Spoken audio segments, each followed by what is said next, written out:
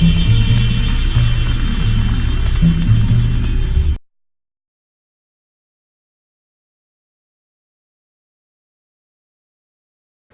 the violence has raised questions about how best to deal with rioting and disorder on our streets. I'm joined now from Lincoln. No, we've just spoken to Patrick Mercer. I'm now joined by Darcus Howe, who is a writer and broadcaster, and we can speak to him now. And Marcus Dow is in Croydon. Marcus Dow, are you shocked by what you've seen there last night? No, not at all. I have been living in London for 50 years. There are so many different moods and moments. But what I was certain about, listening to my grandson and my son, is that something very, very serious was going to take place in this country. Our political leaders had no idea. The police had no idea. But if you looked at young blacks and young whites with a discerning eye and a careful hearing, they have been telling us, and we would not listen, that what is happening in this country to them Mr. Howe, if I can just stop you, Mr. Howe, for a moment. You say you're not shocked. Does this mean that you condone what happened in your community last night? I condone, of course not. What I'm going to condone it for? What I'm concerned about more than anything else, there is a young man called Mark Duggan. He has parents, he has brothers, he has sisters, and few yards away from where he lives, a police officer blew his head off. Well, Mr. Howe, we have to...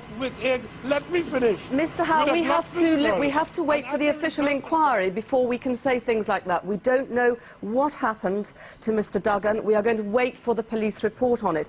If I can take you on a little bit, you were talking about your grandson, you were talking about young people. You were talking about your grandson, you were talking... They have been stopping and searching young blacks for no reason at all. I have a grandson, he's an angel, and he began to think he was coming of age when the police slapped him up against the wall and searched him, and he thought he had now had a gold star.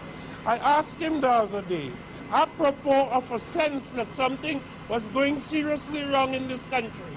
I said, how many times have the police searched you? He said, Papa, I can't count. There's so many times. Mr. Howe, that may well have happened, and if you say it did, I am not to gainsay you, but that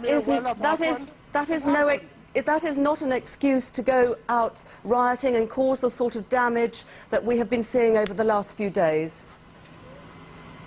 Where were you in 1981 in Brixton? Mr. I don't call it rioting, I call it an insurrection of the masses of the people.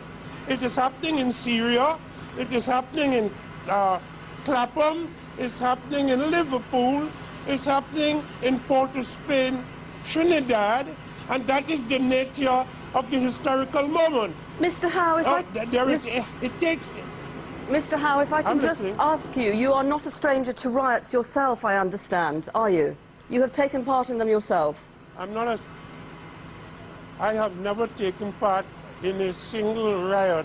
I've been on demonstrations that ended up in a conflict, and have some respect for an old West Indian Negro and stop accusing me of being a rioter. Because you won't tickle me to get abusive. You just sound idiotic. Have some respect. Darcus Howe. Have grandchildren. Thank you very much for joining us from Croydon. Darcus Howe, their writer and broadcaster. OK, well, there's been a huge knock-on to lots of aspects of life in the capital, including sport. Let's speak to Jill, who joins us. And friendly tomorrow, England and Holland. What's happening? Well, that is the biggest knock-on effect because, of course, there was a huge question mark as to whether this game at Wembley could go ahead between England and the Netherlands. A meeting took place there this morning, and the Metropolitan Police very much involved, and the decision has been taken to call that match off. Obviously, a huge police presence is necessary at any of these big international sporting events, particularly a football match. match up at Wembley, and so unfortunately that game has been called off. That's tomorrow night's match. There's a number of games been called off tonight. Charlton Reading, Crystal Palace, Crawley Town, West Ham Aldershot.